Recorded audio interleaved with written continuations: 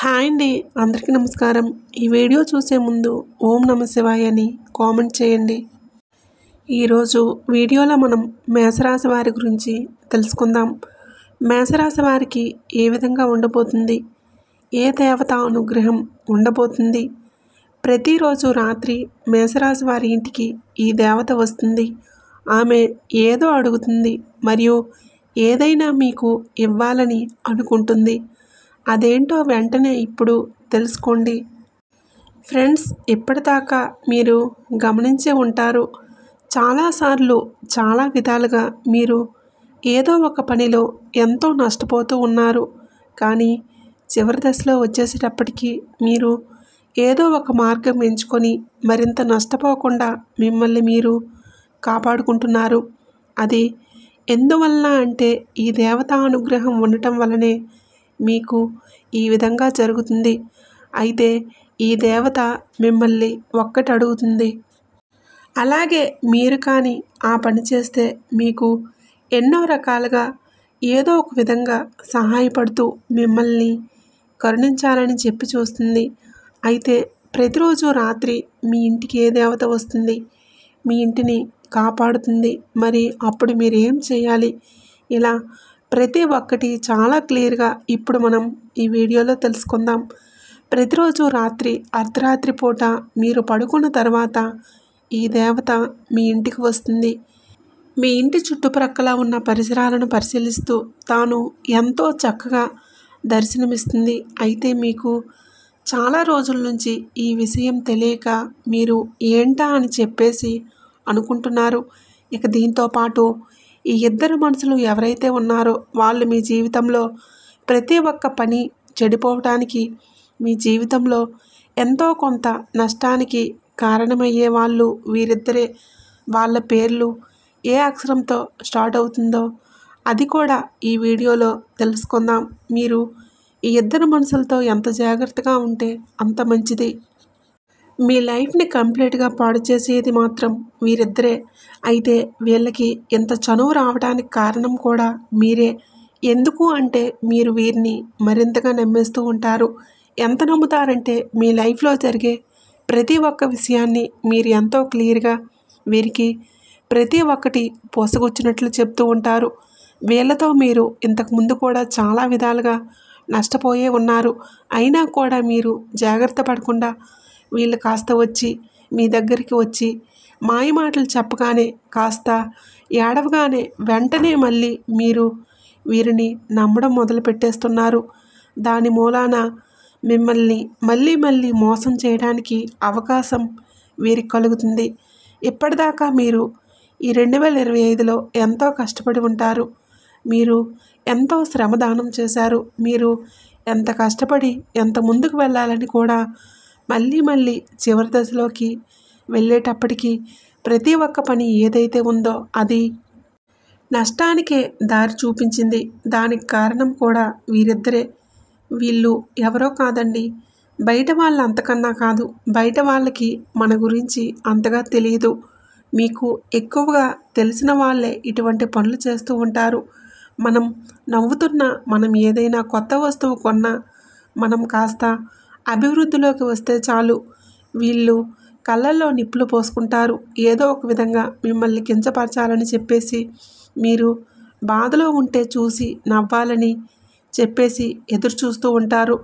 వీళ్ళు ఎప్పుడూ కూడా మీ చుట్టుప్రక్కలే ఉంటారు. కానీ వీళ్ళ గురించి మీకు అవగాహన లేకపోవడంతో మీరు మరింతగా వీరిని నమ్మేసి ప్రతి విషయానికి ప్రతి ఒక్క విషయాన్ని మీరు ఇట్టే తెలియపరుస్తూ వస్తున్నారు. దానిని అవకాశంగా తీసుకొని ప్రతి ఒక్కటి మీకు రివర్స్ ప్లాన్ వేసుకొని ఇలా చేసుకుని వాళ్ళ ప్లాన్లో వాళ్ళు సక్సెస్ కూడా అవుతున్నారు. కాబట్టి మీరు ఎప్పుడూ కూడా ఏ పని చేయాలనుకున్నా, మీరు ఏ డెసిషన్ తీసుకోవాలనుకున్నా మీరు మాత్రం ఎప్పుడూ కూడా ఎవరితోనూ దీని గురించి డిస్కస్ చేయకండి. ఆ పని జరిగిన తర్వాతే వేరే వాళ్ళకి తెలియజేసేలాగా ఉండండి. అయితే మొట్టమొదటి అక్షరం కలిగిన పేరు ఏంటి అంటే ఎస్ అక్షరంతో ఎవరి పేరైతే ఉంటుందో వాళ్ళు ఎప్పుడు చూసినా కూడా ఎక్కువ శాతంగా జెలసీ ఫీలింగ్తో ఉంటారు. వాళ్ళు ఎప్పుడూ కూడా బయటికి వేరే వాళ్ళకి ఎంతో సానుభూతి చూపిస్తున్నట్లుగా ఉంటారు. కానీ వాళ్ళు చేయాల్సిన పనులన్నీ చాలా సైలెంట్గా చేసుకుంటూ పోతారు. వీరు ఎప్పుడూ కూడా మనతో కలిసి ఉన్నట్లుగానే కనిపిస్తారు. బట్ ఎప్పటికప్పుడు వాళ్ళు వాళ్ళ దారిని వేరుగానే ఎంచుకుంటూ ఉంటారు. కాబట్టి మీ జీవితంలో కూడా ఇటువంటి వాళ్ళు ఎవరైనా ఉంటే వారితో తస్మాత్ జాగ్రత్త. చూడండి, కొన్ని బంధాలు ఉంటాయి. అవి మనకి పుట్టుకతోనే వస్తాయి. తల్లి, చెల్లి, అలాగే భార్య ఉంటారు. ఇటువంటి వాళ్ళు ఎప్పుడూ కూడా మన గురించి తప్పుగా ఆలోచించరు. కానీ ఇది కలికాలం. కలికాలంలో పాజిటివిటీ లేదు. కాబట్టి ఏది కూడా జరగదు అనుకోవడానికి లేదు. ఇది ఎలా జరుగుతుంది అని అనుకునేవి కూడా జరుగుతూ ఉంటాయి. కాబట్టి ఇలాంటి పేరు కలిగిన వాళ్ళు మీ లైఫ్లో ఎవరైనా ఉంటే మాత్రం వాళ్ళతో కాస్త జాగ్రత్తగా ఉండండి. దాన్ని కాస్త గమనించుకుంటే మీకు ప్రతి ఒక్కటి చాలా క్లియర్గా అర్థమైపోతుంది. ఇక రెండో అక్షరం వచ్చేసరికి వి. వి అనే అక్షరంతో పేరు కలిగిన వాళ్ళు కూడా ఎక్కువ శాతంగా మీతో బాగానే ఉంటారు. వాళ్ళు ఎప్పుడూ కూడా మిమ్మల్ని నమ్మించి మోసం చేస్తూ ఉంటారు. ఇటువంటి వారితో ఎప్పటికీ కూడా మీరు జాగ్రత్తగా ఉండాలి. ఇలాంటి వాళ్ళు మీ లైఫ్లో ఉంటే వాళ్ళు మీ లైఫ్లోకి వచ్చిన తర్వాత మీ లైఫ్లో ఎన్ని అప్ అండ్ డౌన్స్ ఏ విధంగా ఉండేవి అనేది కూడా మీరు గమనించుకుంటే మీకే తెలిసిపోతుంది. ప్రతి ఒక్కటి ఏదైతే ఉంటుందో ఇన్పుట్ అవుట్పుట్ అనేది మీకు చాలా క్లియర్గా అర్థమైపోతుందండి. కాబట్టి ఎప్పుడూ కూడా ఎవరిని కూడా అతిగా నమ్మకండి. వాళ్ళతో ఎంతవరకు ఉండాలో ఒక లిమిట్ అనేది ఉంటుంది. ఆ లిమిట్ని మెయింటైన్ చేస్తూ ఉంటే సరిపోతుందండి. ఇక ఆ దేవత ఎవరు? ఆ దేవత ఎప్పటి నుంచి అనుగ్రహిస్తుంది అంటే మిమ్మల్ని చాలా రోజులుగా, అంటే దాదాపు 10 సంవత్సరాల నుంచి తను మీ మీద కటాక్షం చూపిస్తూనే ఉంది. మీ ఇంటికి వస్తూనే ఉంది. దీనికి సంబంధించిన కొన్ని సిమ్టమ్స్ ఏంటి అంటే మీకు బ్రహ్మ ముహూర్తంలోనే నిద్ర మెలకువ వస్తుందండి. గమనించుకున్నారా లేదా? పడుకొని ఉండగా ఒక్కసారి కాదండి, 2 సార్లు కాదు, ప్రతిసారి మీకు బ్రహ్మ ముహూర్తంలోనే మెలకువ అనేది వస్తుంది. అంటే ఆ దేవత మీకు ఇది ఒక సూచనలాగా చూపిస్తుందన్నమాట. ఆ సమయంలో మీరు కానీ ఆ దేవుణ్ణి స్మరించుకుంటూ చక్కగా పూజలు చేసుకుంటూ ఉంటే మీకు మరింత అనుగ్రహం అనేది కలుగుతుంది. ఎప్పుడూ కూడా మనకి కానీ బ్రహ్మ ముహూర్తంలో పదే పదే మెలకువ వస్తుంది అంటే ఏదో ఒక దైవశక్తి మీతో ఉంటుంది. కాబట్టే అటువంటి వారికి అటువంటి అనుభూతులు చెందుతూ ఉంటారు. మీరు ఎక్కువ శాతంగా గుడికి వెళ్తున్నట్లు, ఎక్కడో తీర్థస్థలాలకు వెళ్తున్నట్లుగా కలలు వస్తున్నాయండి. ఇది కూడా మరొక సూచన. అయితే సాక్షాత్తు ఆ దుర్గాదేవి అనుగ్రహం మీ మీద ఉంది. మీరు అమ్మవారిని పూజించడం చాలా టైం నుంచి ఆపేశారు. మీకున్న కష్టాల్లోనే మీరు ఎంతసేపటికి మునిగిపోయి ఉన్నారు. కానీ మనస్ఫూర్తిగా తనని స్మరించుకోవట్లేదు. కాబట్టి మనస్ఫూర్తిగా దేవతను స్మరించుకుంటూ తనకి నేతితో దీపారాధన చేసుకుంటూ దుర్గాష్టమి స్తోత్రాన్ని జపించుకుంటూ వింటూ ఉంటే సరిపోతుంది. అమ్మవారు మిమ్మల్ని మరింతగా ఏమీ కోరుకోవట్లేదు. మీరు వీలైనంత త్వరగా మీ కర్మల్ని ఎంత బాగా ఉంచుకుంటే ఆ కర్మ మీకు రిటర్న్స్లో వస్తుంది. మనం చేసే పనులు బట్టే మనకు కూడా దేవతానుగ్రహం అనేది ఉంటుంది. మనం అవతల వాళ్ళకి వీలైనంత సహాయం చేయగలిగితే మనకు కూడా ఆ మంచి అనేది జరుగుతుంది. ఏదో ఒక రూపంలో దాని ఫలితం మనకి కలుగుతుంది. కాబట్టి ఎప్పుడూ కూడా ఎవరికి కూడా మీరు అన్యాయం చేయాలని చెప్పేసి ఆలోచించకండి. మనం అవతల వాళ్ళు ఎంత బాగుండాలని కోరుకుంటే మనకు కూడా అంతే మంచి జరుగుతుంది. సో మీ దగ్గరలో ఉన్న దుర్గాదేవి గుడికి వెళ్ళి చక్కగా దండం పెట్టుకోండి, సరిపోతుంది. మనస్ఫూర్తిగా ఆ అమ్మవారికి ప్రదక్షిణలు చేసుకోండి. అలాగే మీ ఇంట్లోకి ధనాకర్షణ బాగా పెరగాలంటే మీ ఇంట్లో 4 చోట్ల పాటించాల్సిన ముఖ్యమైన విధి విధానాలు ఏంటో ఈ వీడియోలో మనం తెలుసుకుందాం. మీ ఇంట్లోకి ధనాకర్షణ బాగా పెరగాలంటే, విపరీతంగా ధనాదాయం పెరగాలంటే మీ ఇంట్లో 4 చోట్ల ప్రత్యేకమైనటువంటి సూచనలు పాటించాలి. మొట్టమొదటిది గుమ్మం, రెండవది వంటగది, మూడవది బీరువా, నాలుగవది పూజా మందిరం. ఈ 4 చోట్ల 4 ప్రత్యేకమైనటువంటి సూచనలు పాటించినట్లయితే మీ ఇంట్లోకి ధనాకర్షణ పెరుగుతుంది. ఈ 4 చోట్లలో మొట్టమొదటి చోటు ఇంటి గుమ్మం. ధనాకర్షణ బాగా పెరగాలంటే ఇంటి గుమ్మం దగ్గర ఏం చేయాలి? ఏదైనా శుక్రవారం రోజు ఒక పసుపు రంగు గుడ్డ తీసుకొని 100 గ్రాముల నవధాన్యాలు అందులో ఉంచి మూట కట్టి ఆ మూటను గుమ్మం లోపల వైపు వేలాడదీయాలి.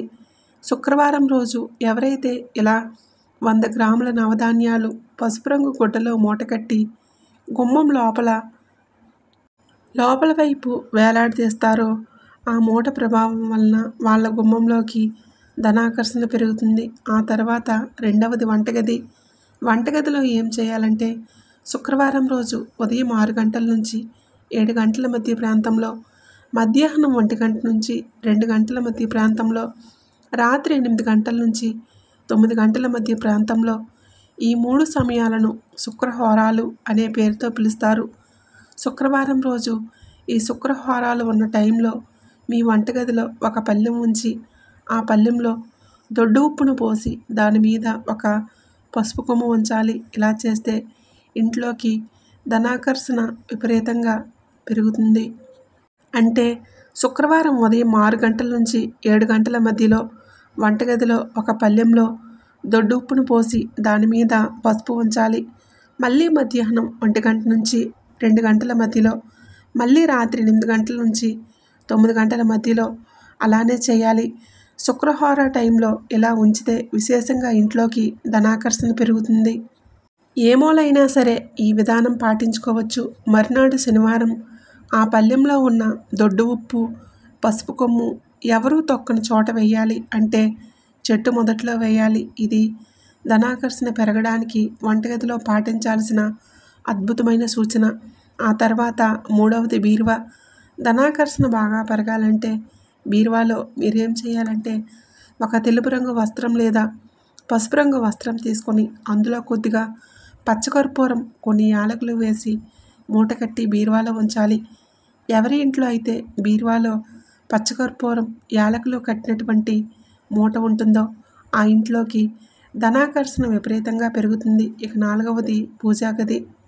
పూజ గదిలో ఏం చేయాలంటే మీరు పూజ పూర్తి చేసుకున్నాక పచ్చిపాలు నైవేద్యం పెట్టాలి. మీరు ఏ దేవుడికి పూజ చేసినా, లక్ష్మీదేవికి పూజ చేసినా ఖచ్చితంగా పెట్టాల్సిన నైవేద్యం ఏంటంటే పచ్చిపాలు. వీలైతే పచ్చి ఆవు పాలు నైవేద్యం పెట్టండి లేదా పచ్చి గేదె పాలు నైవేద్యం పెట్టండి. నైవేద్యం పెట్టాక ఆ పాలతో మీరు కాఫీ కానీ టీ కానీ ఉపయోగించుకోండి. ఇది పూజా మందిరంలో చేయాల్సింది. ఇక నాలుగవ సూచన, ఏ ఇంట్లో అయితే గుమ్మం దగ్గర, వంటగదిలో, పూజ గదిలో ఈ 4 విధి విధానాలు పాటిస్తారో ఆ ఇంట్లోకి ధనాకర్షణ విపరీతంగా పెరుగుతుంది. అనేక మార్గాల్లో ధనాదాయాన్ని పెంపొందింప చేసుకోవచ్చు. ఇంటి ముందు పెట్టినటువంటి మూటలో నవధాన్యాలు మాత్రం 3 నెలలకు ఒకసారి మార్చుకుంటూ ఉండాలి. నవధాన్యాలు ఎవరూ తొక్కని చోట పోయాలి. ఈ పరిహారం పాటించండి. అనుకూలమైన శుభ ఫలితాలు సిద్ధింప చేసుకోండి. జీవితంలో ఆకస్మికంగా అనుకోకుండా హఠాత్తుగా ధనప్రాప్తి కలగాలంటే ఎలాంటి పరిహారాలు పాటించాలో ఈ వీడియోలో మనం తెలుసుకుందాం. ఎవరికైనా సరే జీవితంలో ఆకస్మికంగా ఊహించిన విధంగా పెద్ద మొత్తంలో ధనలాభం రావాలని కోరుకుంటాం. దీనిని ఆకస్మిక ధనప్రాప్తి యోగం అంటారు. అంటే మీరు ఊహించిన దానికంటే రెట్టింపు డబ్బులు రావటం, మీరు ఊహించిన దానికంటే భూములు, గృహాలు బాగా కలిసి రావడంతో మీరు ఊహించిన విధంగా ప్రమోషన్లు రావటం, ఇలా ఆకస్మికంగా డబ్బులు విపరీతంగా రావటాన్ని ఆకస్మిక ధనప్రాప్తి యోగం అంటారు. ఇలా ఆకస్మిక ధనప్రాప్తి యోగం కలగటానికి కూడా పరిహార శాస్త్రంలో కొన్ని పరిహారాలు చెప్పారు. అలా ఆకస్మిక ధనప్రాప్తి యోగం కలగాలంటే చాలా సులభమైన పరిహారం ఉంది. అదే ఉప్పు పరిహారం. ఈ పరిహారం ఏంటంటే ఎప్పుడైనా సరే మంగళవారం రోజు కానీ, గురువారం రోజు కానీ, శుక్రవారం రోజు కానీ, శనివారం రోజు కానీ ఒక గాజు బౌల్లో దొడ్డు ఉప్పు కొద్దిగా తీసుకొని మీ ఇంట్లో ఈశాన్య మూల పెట్టండి. మీకు వీలైనప్పుడల్లా వారానికి ఒకసారి ఈశాన్యం మూలలో ఉంచిన ఆ ఉప్పు ఎక్కడైనా చెట్టు మొదట్లో పోసి మళ్ళీ ఉప్పు కొత్తగా పెడుతూ ఉండండి. ఈ పరిహారం అనేది మీకు ఆకస్మిక ధనప్రాప్తిని కలిగిస్తుంది. చాలా సులభమైన పరిహారం. ఒక గాజు బౌల్ తీసుకోవడం, దొడ్డు ఉప్పును వేసి దాని మీద మూత పెట్టడం. ఈ పరిహారం చేస్తే మీకు ఉన్న జాతక దోషాలన్నీ తొలగిపోయి ఆకస్మిక ధనప్రాప్తి యోగం కలుగుతుంది.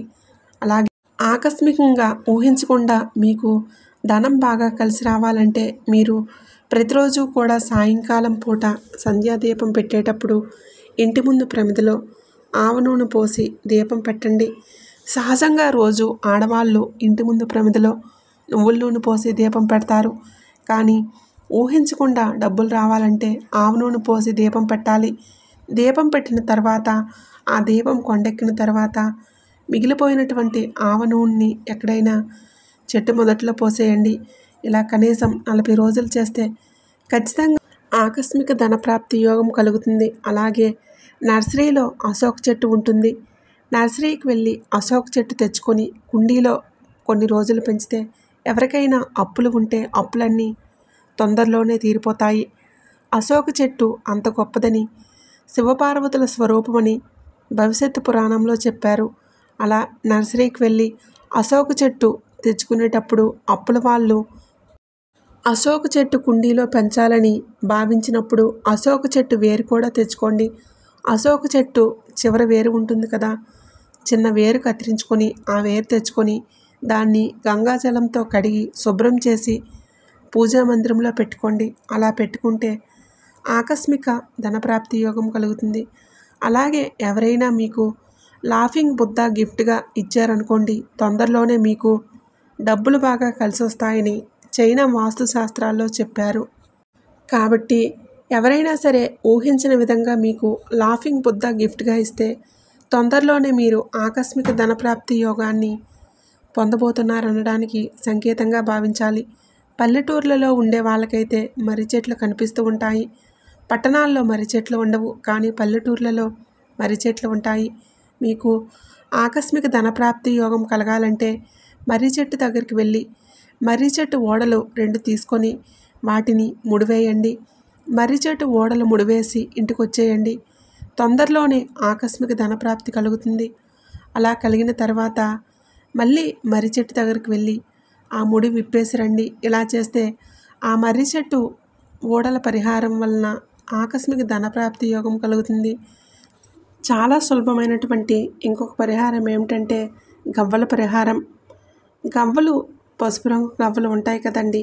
పసుపు రంగు గవ్వలు 6 తీసుకొని 6 పసుపు రంగు గవ్వలు, కొద్దిగా కుంకుమ పువ్వు ఉంటుంది కదండి, కొద్దిగా కుంకుమ పువ్వు, ఈ 6 పసుపు రంగు గవ్వలతో పాటు కలిపి ఒక పసుపు రంగు వస్త్రంలో మూటకట్టి మీ బీరువాలో దాచిపెట్టుకోండి.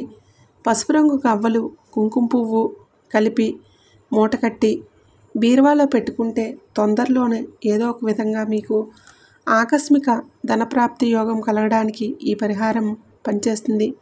ఈ వీడియో నచ్చినట్లయితే ప్లీజ్ ఖచ్చితంగా లైక్ చేయండి. అలాగే ఓం నమః శివాయ అని తప్పకుండా కామెంట్ అయితే చేయండి. అలాగే మరిన్ని వీడియోస్ కోసం ఇప్పుడే మన ఛానల్ని తప్పకుండా సబ్స్క్రైబ్ చేసుకోండి.